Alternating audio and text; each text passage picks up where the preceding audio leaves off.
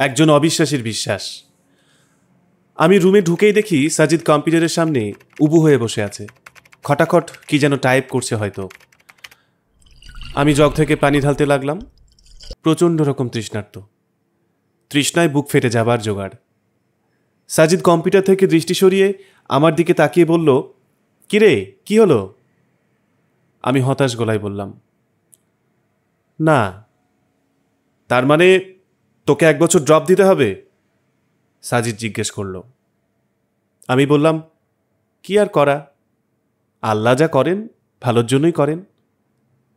সাজিদ বলল, তোদের এই এক দোষ বুঝলি, দেখছিস পোর অ্যাটেন্ডেন্সের জন্য 1 বছর ড্রপ খাওয়াচ্ছে, তার মধ্যেও বলছিস আল্লাহ যা করেন ভালোর জন্যই করেন। ভাই, এখানে কোন ভালোটা তুই পাইলি বলতো? সাজিদ সম্পর্কে কিছু বলে নেওয়া দরকার। আমি আর সাজিদ রুমমেট। সে ঢাকা বিশ্ববিদ্যালয়ের মাইক্রোবায়োলজিতে পড়ে। প্রথম জীবনে খুব ধার্মিক ছিল, নামাজ কালাম করত, বিশ্ববিদ্যালয়ে এসে কিভাবে যেন এগনস্টিক হয়ে পড়ে। আস্তে আস্তে স্রষ্টার উপর থেকে বিশ্বাস হারিয়ে এখন পুরোপুরি নাস্তিক হয়ে গেছে। ধর্মকে এখন সে আবর্জনা জ্ঞান মনে করে। তার মতে পৃথিবীতে ধর্ম এনেছে মানুষ, আর ঈশ্বর ধারণাটাই এই রকম স্বার্থন্যাসী কোনো মহলের মস্তিষ্ক প্রসূত। সাজিদের সাথে এই মুহূর্তে তর্কে জড়াবার কোনো ইচ্ছে আমার নেই, কিন্তু তাকে একদম ইগনোর করেও যাওয়া যায় না। আমি বললাম, আমার সাথে তো এর থেকেও খারাপ কিছু হতে পারত, ঠিক না? আরে, খারাপ হবার আর কিছু বাকি আছে কি? হয়তো। যেমন এরকমও তো হতে পারতো, ধর আমি সারা বছর একদম পড়াশোনা করলাম না, পরীক্ষায় ফেল করলাম। এখন ফেল করলে আমার 1 বছর ড্রপ যেত। হয়তো ফেলের অপমানটা আমি নিতে পারতাম না, আত্মহত্যা করে বসতাম। সাজিদ হা হা করে হাসা শুরু করলো, বলল, কি বিদঘুটে বিশ্বাস নিয়ে চলিস রে ভাই। এই বলে সে আবার হাসা শুরু করলো, বিদ্রুপাত্মক হাসি। রাতে সাজিদের সাথে আমার আরও 1 দফা তর্ক হলো। সে বলল, আচ্ছা, তোরা যে স্রষ্টায় বিশ্বাস করিস কিসের ভিত্তিতে? আমি বললাম, বিশ্বাস 2 ধরনের। একটা হলো প্রমাণের ভিত্তিতে বিশ্বাস, আর একটা শর্ত আরোপে বিশ্বাস, বলা যায় অন্যটি হলো প্রমাণ ছাড়াই বিশ্বাস। সাজিদ হাসল। সে বলল, দ্বিতীয় ক্যাটাগরিকে সোজা বাংলায় অন্ধবিশ্বাস বলে রে আবুল, বুঝলি? আমি তার কথায় কান দিলাম না, বলে যেতে লাগলাম, প্রমাণের ভিত্তিতে যে বিশ্বাস সেটা মূলত বিশ্বাসের মধ্যে পড়ে না, পড়লেও খুব টেম্পোরারি। এই বিশ্বাস এতই দুর্বল যে এটা হঠাৎ হঠাৎ পাল্টায়। সাজিদ এবার নড়ে চড়ে বসলো। সে বলল, কীরকম? আমি বললাম, এই যেমন ধর, সূর্য আর পৃথিবীকে নিয়ে মানুষের একটি আদিম কৌতূহল আছে। আমরা আদিকাল থেকেই এদের নিয়ে জানতে চেয়েছি, ঠিক না? ঠিক। আমাদের কৌতূহল মেটাতে বিজ্ঞান আপ্রাণ চেষ্টা করে গেছে, ঠিক? হ্যাঁ, আমরা একট্টা ছিলাম। আমরা নির্ভুলভাবে জানতে চাইলাম যে সূর্য আর পৃথিবীর রহস্যটা আসলে কি। সেই সুবাদে পৃথিবীর বিজ্ঞানীরা নানান সময়ে নানান তত্ত্ব আমাদের সামনে এনেছেন। পৃথিবী আর সূর্য নিয়ে প্রথম ধারণা দিয়েছেন গ্রিক জ্যোতির্বিজ্ঞানী টমেলি। টমেলি কি বলেছিল সেটা নিশ্চয়ই তুই জানিস। সাজিদ বলল, হ্যাঁ, বলেছিল সূর্য পৃথিবীর চারিদিকে ঘোরে। একদম তাই। কিন্তু বিজ্ঞান কি আজও টলেমির থিওরিতে বসে আছে? নেই। কিন্তু কি জানিস, এই টমেলির থিওরিটা বিজ্ঞান মহলে টিকে ছিল পুরো 250 বছর। ভাবতে পারিস? 250 বছর পৃথিবীর মানুষ, যাদের মধ্যে আবার বড় বড় বিজ্ঞানী, ডাক্তার, ইঞ্জিনিয়ার ছিল, তারাও বিশ্বাস করত যে সূর্য পৃথিবীর চারপাশে ঘোরে। এই 250 বছরে তাদের মধ্যে যারা মারা গেছে, তারা এই বিশ্বাস নিয়েই মারা গেছে যে সূর্য পৃথিবীর চারিদিকে ঘোরে। সাজিদ সিগারেট ধরালো। সিগারেটের ধোঁয়া ছাড়তে ছাড়তে বলল, তাতে কি? তখন তো আর টেলিস্কোপ ছিল না, তাই ভুল মতবাদ দিয়ে আর কি। পরে নিকোলাস কোপারনিকাস এসে তার থিওরিকে ভুল প্রমাণ করল না? হ্যাঁ, কিন্তু কোপারনিকাসও একটা মস্ত বড় ভুল করে গেছে। সাজিদ প্রশ্ন করল, কী রকম? অদ্ভুত, এটা তো তোর জানার কথা। যদিও কোপার্নিকাস টোমেলির থিওরির বিপরীতে থিওরি দিয়ে প্রমাণ করতে দেখিয়েছিলেন যে সূর্য পৃথিবীর চারিদিকে নয়, পৃথিবী সূর্যের চারপাশে ঘোরে। কিন্তু তিনি এক জায়গায় ভুল করেন, এবং সেই ভুলটাও বিজ্ঞান মহলে বীর দর্পে টিকেছিল গোটা 50 বছর। কোন ভুল? উনি বলেছিলেন পৃথিবী সূর্যকে কেন্দ্র করে ঘোরে, কিন্তু সূর্য ঘোরে না, সূর্য স্থির। কিন্তু আজকের বিজ্ঞান বলে না, সূর্য স্থির না, সূর্যও নিজের কক্ষপথে অবিরাম ঘূর্ণরত অবস্থায়।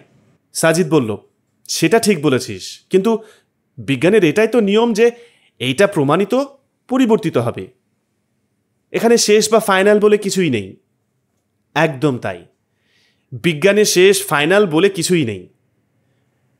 একটা বৈজ্ঞানিক থিওরিও 2 সেকেন্ডেও টেকে না, আবার আরেকটা 200 বছর টিকে যায়। তাই প্রমাণ বা দলিল দিয়ে বা বিশ্বাস করা হয় তাকে আমরা বিশ্বাস বলি না, এটাকে আমরা বড়জোর চুক্তি বলতে পারি। চুক্তিটা এরকম, তোমার ততক্ষণ বিশ্বাস করব যতক্ষণ তোমার চেয়ে অথেন্টিক কিছু আমাদের সামনে না আসে। সাজিদ আবার নড়ে চড়ে বসল। সে কিছুটা একমত হয়েছে বলে মনে হচ্ছে। আমি বললাম, ধর্ম বা সৃষ্টিকর্তার ধারণা অস্তিত্ব হচ্ছে ঠিক এর বিপরীত। দেখ, বিশ্বাস আর অবিশ্বাসের মধ্যকার এই গাঢ় পার্থক্য রয়েছে বলেই আমাদের ধর্মগ্রন্থের শুরুতেই বিশ্বাসের কথা বলা আছে। বলা আছে এটা তাদের জন্য যারা বিশ্বাস করে, সূরা বাকারা আয়াত নাম্বার 2। যদি বিজ্ঞানে শেষ বা ফাইনাল কিছু থাকতো, তাহলে হয়তো ধর্মগ্রন্থের শুরুতে বিশ্বাসের বদলে বিজ্ঞানের কথাই বলা হতো। হয়তো বলা হতো এটা তাদের জন্য যারা বিজ্ঞান মনস্ক। কিন্তু যে বিজ্ঞান সর্বদা পরিবর্তনশীল, যে বিজ্ঞানের নিজের উপর নিজেরই বিশ্বাস নেই, তাকে কিভাবে অন্যরা বিশ্বাস করবে? সাজিদ বলল, কিন্তু যাকে দেখি না, যার পক্ষে কোনো প্রমাণ নেই, তাকে কি করে আমরা বিশ্বাস করতে পারি? সৃষ্টিকর্তার পক্ষে অনেক প্রমাণ আছে, কিন্তু সেটা বিজ্ঞান পুরোপুরি দিতে পারে না। এটা বিজ্ঞানের সীমাবদ্ধতা, সৃষ্টিকর্তার নয়। বিজ্ঞান অনেক কিছুরই উত্তর দিতে পারে না। লিস্ট করতে গেলে অনেক লম্বা একটা লিস্ট করা যাবে। সাজিদ রাগি রাগি গলায় বলল, ফাজলামো করিস না আমার সাথে। আমি হাসতে লাগলাম, বললাম, আচ্ছা শোন, বলছি, তোর প্রেমিকার নাম মিতু না? এখানে প্রেমিকার ব্যাপার আসছে কেন? আরে বল না আগে। হ্যাঁ, কিছু মনে করিস না, কথার কথা বলছি। ধর আমি মিতুকে ধর্ষণ করলাম, রক্তাক্ত অবস্থায় মিতু তার বেডে পড়ে আছে। আরও ধর তুই কোনোভাবে ব্যাপারটা জেনে গেছিস। এখন বিজ্ঞান দিয়ে ব্যাখ্যা কর দেখি, মিতুকে ধর্ষণ করায় কেন আমায় শাস্তি দেয়া দরকার? সাজিদ বলল, ক্রিটিক্যাল কোয়েশ্চেন, এটাকে বিজ্ঞান দিয়ে কিভাবে ব্যাখ্যা করব? আগেই বলেছি, এমন অনেক ব্যাপার আছে যার উত্তর বিজ্ঞানে নেই। কিন্তু এর সাথে স্রষ্টার বিশ্বাসের সম্পর্ক কি? সম্পর্ক আছে।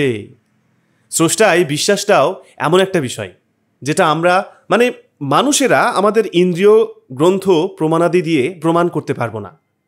স্রষ্টা কোনো টেলিস্কোপে ধরা পড়েন না, ওনাকে অনুবীক্ষণ যন্ত্র দিয়েও খুঁজে বের করা যায় না, ওনাকে জাস্ট বিশ্বাস করে নিতে হয়। সাজিদ এবার 180 ডিগ্রি অ্যাঙ্গেলে বেঁকে বসলো। সে বলল, ধুর, কী সব বালছাল বুঝালি, যা দেখি না তাকে বিশ্বাস করে নেব? আমি বললাম, হ্যাঁ, পৃথিবীতে অবিশ্বাসী বলে কেউই নেই, সবাই বিশ্বাসী।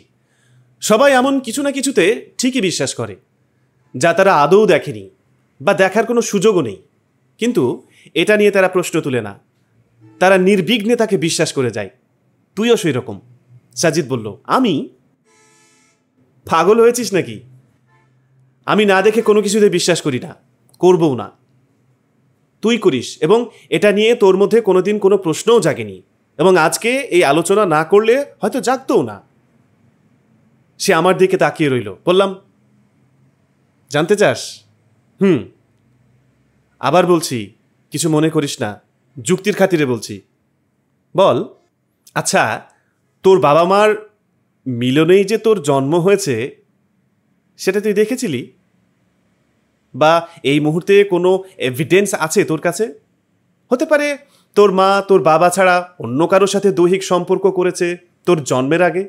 হতে পারে তুই ওই ব্যক্তিরই জৈব প্রক্রিয়ার ফল। তুই এটা দেখিসনি, কিন্তু কোনোদিনই কি তোর মাকে এটা নিয়ে প্রশ্ন করেছিলি? করিসনি। সেই ছোটবেলা থেকে যাকে বাবা হিসেবে দেখে আসছিস, এখনো তাকেই বাবা ডাকছিস। যাকে ভাই হিসেবে জেনে আসছিস, তাকে ভাই, বোনকে বোন। তুই না দেখেই এসবে বিশ্বাস করিস না? কোন দিন জানতে চেয়েছিস তুই এখন যাকে বাবা ডাকছিস, তুই আসলেই তার ওরসজাত কিনা? জানতে চাসনি? বিশ্বাস করে গেছিস, এখনও করছিস, ভবিষ্যতেও করবি। স্রষ্টার অস্তিত্ব বিশ্বাসটা ঠিক এমনই রে। এখানে প্রশ্ন করা যায় না, সন্দেহ করা যায় না, এটাকে হৃদয়ের গভীরে ধারণ করতে হয়। এটার নামই বিশ্বাস। সাজিদ উঠে বাইরে চলে গেল। ভাবলাম সে আমার কথায় কষ্ট পেয়েছে হয়তো। পরের দিন ভোরে আমি যখন ফজরের নামাজের জন্য অজু করতে যাব, দেখলাম আমার পাশে সাজিদ এসে দাঁড়িয়েছে। আমি তার মুখের দিকে তাকালাম। সে আমার চাহনির প্রশ্নটা বুঝতে পেরেছে। সে বলল, নামাজ পড়তে উঠেছি।